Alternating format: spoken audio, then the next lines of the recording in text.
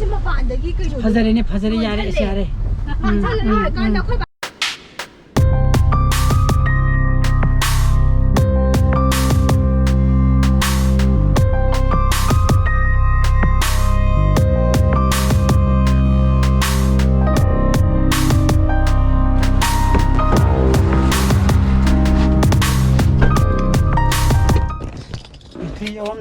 Camera ji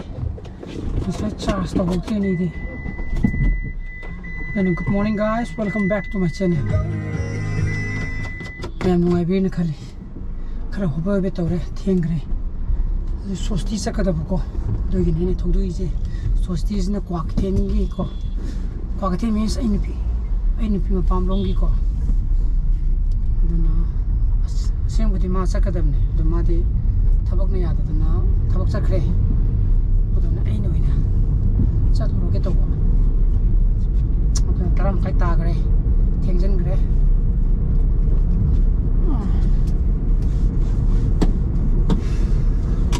hobe be to ji ba odona an mara to kena je lo ri ko odona mo isa ka ko mo kana ai ga mo sa ga gi chat la ni ko ma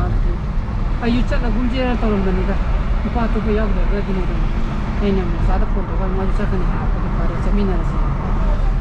ai we sa do ke ai we yaw ro ke ai sa ni chat ni se ai di hobe be thori do kem to udre lai le mi me am ji ngal li hai ra ba o te ko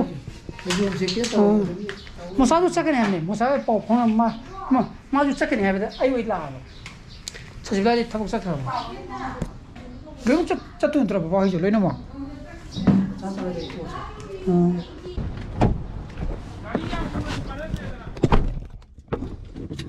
theng la ko to en ngal le ra me du ni ba amaram da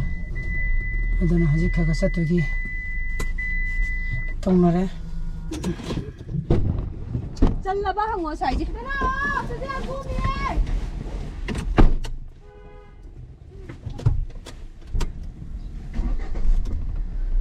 mi ko ni ngai ri bra he ko mo ra mi nai ri ba si ren te ga huma mi bu ko ne min gari budi am nei bne gari budi am yam le ho ne yam sai sara sa moi tu mo na tro ya sai de ngai re ji moi thau tu mo tri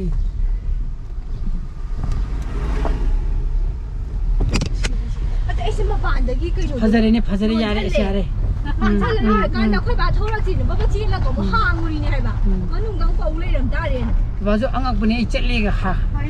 haram de bi ni tho me am na ma ngai ne le ra ko phải de ngak ngai ji moi sak thing ba ji akoi yo le dum to ya ni ta sak thu ga sak khalo ko sak na lam bo ga ana chon cha ka phanh kana lok du ba không để tay nhỉ cây nào con thô con đi không tàn này cho đi xin lỗi chúng mình này cái không mà mình tin này nó ruin à chỉ đi khám nhà đấy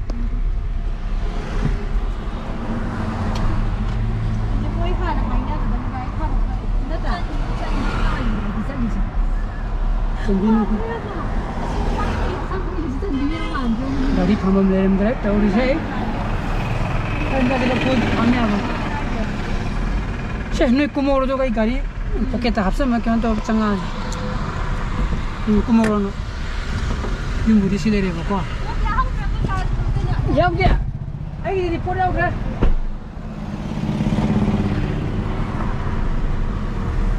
isi de sa ga ha ni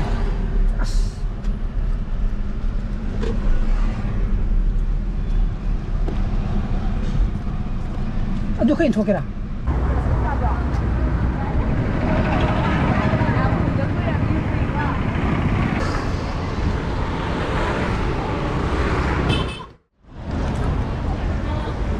adana saksa basangi ko koi manga kha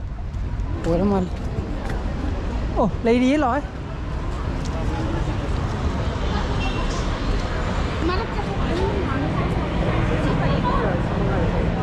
ꯐꯝ ꯌꯥꯅꯤꯅꯦꯀꯣ ꯌꯥꯔꯛꯄ ꯑꯩꯈꯣꯏ ꯃꯉꯥꯒꯤ ꯁꯤꯂꯦ ꯂꯥꯛ ꯁꯤꯄꯥꯔꯣ ꯆꯪꯉꯣ ꯌꯥꯔꯦ ꯍꯥ ꯁꯨꯝ ꯐꯝꯃꯒꯦ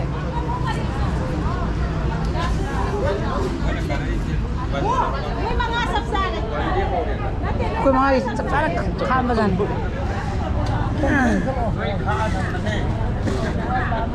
마음을 컨디 버기 ꯁꯥꯏ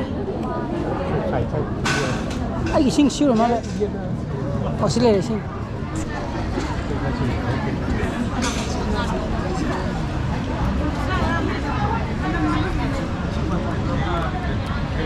ꯑꯩꯈꯣꯏ ꯃꯉꯥꯒꯤ ꯆꯥꯛ ꯆꯞ ꯆꯥꯅ ꯈꯥꯛ ꯂꯩꯔꯦ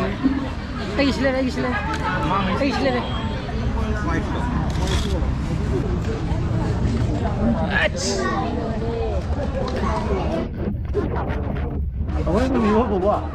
ꯂꯥꯛꯑꯔꯣꯏ ꯂꯥꯛꯑꯣ ꯆꯥꯛ ꯇꯣꯛꯑꯦ ꯀꯣ ꯄꯨꯡ ꯑꯃ ꯇꯥꯁꯟꯈ꯭ꯔꯦ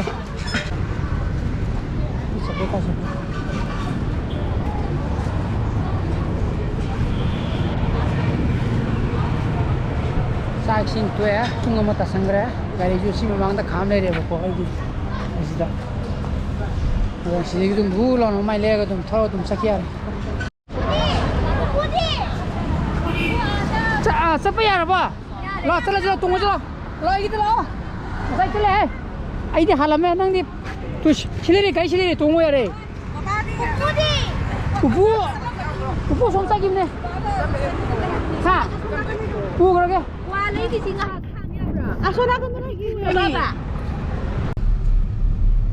ꯆꯞ ꯆꯥꯈ꯭ꯔꯦ ꯄꯨꯡ ꯑꯃ ꯃꯈꯥꯏ ꯆꯠꯁꯜꯂꯛꯑꯦ ꯏꯆꯥꯅꯨꯄꯥ ꯂꯧꯕꯒꯤ ꯇꯥꯏꯃꯤꯡ ꯆꯞ ꯆꯥꯔꯦꯕꯀꯣ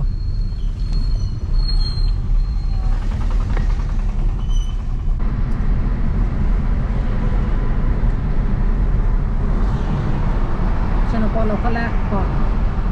ꯍꯌꯦꯡꯗꯤ ꯃꯥꯒꯤ ꯁꯨꯇꯤ ꯂꯥꯏꯔꯤꯛ ꯄꯥꯅꯅꯕ ꯁ꯭ꯇꯗꯤ ꯂꯤꯞꯅꯦꯌꯦ ꯍꯧꯖꯤꯛꯇꯒꯤ ꯑꯦꯛꯖꯥꯝ ꯍꯧꯗꯣꯏꯅꯤꯅ ꯑꯗꯨ ꯌꯦꯡ ꯇꯥꯔꯦ ꯃꯥ ꯍꯌꯦꯡ ꯂꯥꯏꯔꯤꯛ ꯀꯌꯥꯝ ꯄꯥꯒꯦꯗꯣ ꯅꯠꯇ꯭ꯔꯥ ꯀꯥꯏ ꯇꯧꯒꯦꯗꯤ ꯄꯥꯅ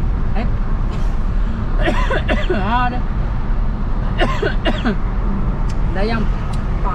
ꯄꯥꯊꯗꯣꯏꯅꯤꯗ ꯑꯩꯒ ꯆꯥꯔꯕꯣ ꯀꯩꯅꯣ ꯌꯨꯝꯗ ꯌꯧꯔꯛꯑꯦ ꯀꯣ ꯏꯆꯥꯅꯨꯄꯥ ꯆꯥꯛ ꯄꯤꯖꯔꯤ ꯊꯕꯤꯗ ꯂꯛꯅꯒꯦ ꯈꯪꯉꯕ ꯃꯥ ꯑꯥꯏꯁ ꯀ꯭ꯔꯤꯝ ꯆꯥꯕꯗꯤ ꯌꯥꯔꯕꯅꯦꯕꯀꯣ ꯊꯕꯤ ꯂꯛꯅꯒꯦ ꯀꯥꯟꯗꯦ ꯊꯣꯏꯕꯤ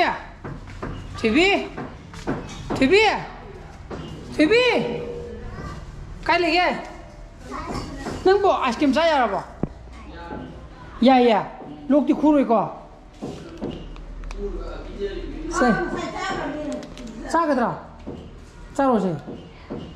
ꯆꯥꯈꯤꯗ꯭ꯔꯣ ꯕꯕꯥꯅ ꯌꯥꯔꯦ ꯍꯥꯏꯁꯤꯗꯤ ꯆꯥꯔꯣꯁꯦ ꯆꯥꯔꯣ ꯍꯥꯏꯁꯤ ꯇꯧꯔꯕ ꯑꯖꯦ ꯑꯗꯨꯗꯤ ꯑꯅꯤꯔꯛ ꯁꯨꯕ ꯇꯥꯔꯦ ꯑꯗꯨꯗꯤ ꯅꯣꯛ ꯐꯨꯊꯔꯅꯤꯗ ꯆꯥ ꯅꯪꯗꯤ ꯆꯠꯊꯣꯛꯑꯒꯦ ꯕꯕꯥ ꯑꯗꯨꯗꯤ ꯄꯤꯔꯣ ꯑꯗꯨꯗꯤ ꯄꯤꯔꯣ ꯆꯥꯔꯣ ꯆꯥꯔꯣ ꯆꯥꯛ ꯇꯣꯛꯈ꯭ꯔ ꯐꯠꯇ꯭ꯔꯣꯅ ꯆꯥꯔꯣ ꯌꯥꯔꯦ ꯄꯥꯆꯣꯒꯤꯁꯨ ꯂꯩꯔꯦ ꯆꯥꯔꯣ ꯌꯥꯔꯦ ꯄꯥꯆꯣꯒꯤꯁꯨ ꯂꯩꯔꯦ ꯂꯥꯛꯑꯣ ꯄꯥꯆꯣꯒ ꯆꯥꯁꯤ ꯂꯥꯛꯑꯣ ꯄꯥꯆꯣꯒ ꯆꯥꯁꯤ ꯂꯥꯛꯑꯣ ꯄꯥꯆꯣꯒꯤꯁꯨ ꯂꯩꯌꯦꯕ 아이스 크림 한번 싹하게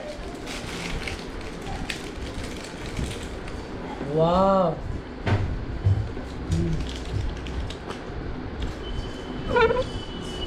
여기는 냉면이니까 얘는 따모기 플레이니까 또 뭔가 시식군데 까이까이 잠깐만 그럼 잠깐만 아이고 진짜 까이 센 다음에 까이 시설리봐 하 그런 장난이야. 물어봐, 그 TV기 많이 먹고 혹시 그러면 그냥 왜 장난이 해주러 봐. 아이스크림 서비스 또 우리 오늘 먹고. 또 먹는 거 그냥 해볼 거 봐. 아니야, 짜서. 너 자살 놓으면이나 문들에.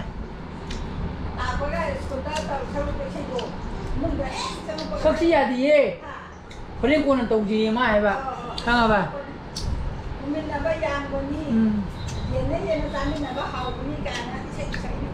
그래서 치 짜면 그냥 하는데 허리 권 떠지 마이가 그냥 동준이고 내가 네 봐봐 봤어 아시금도 문드니니 여러분 들어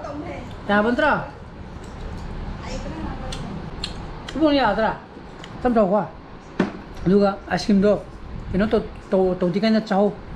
아이디 mấy ông tôi can đó à da hấp mua bra freezer da mẹ numitang ko ngang di pung open tare sak tok tangai ri chanu pa jo sai mama ga Manipur mine le ra ko Imphal ko ski na ki Manipur le ai filung ki situation ji ha sala ta bana adegi mobile internet su le mo ki Tingjang ni na nimit kya ni tingjang do na khang de nimit manga ni hai bra oh nimit manga ni hai bra ma le do na ai gi block si jo ai gi bi tha ga pa ya ni nga sai gi ti kino lei bani na broadband lei bani na ba ko broadband di kap pa de yaw de ba yim bi ga da ma mayam di ai di mobile data da lo ni mo anam ba depend to bani na aduna ai gi block si jo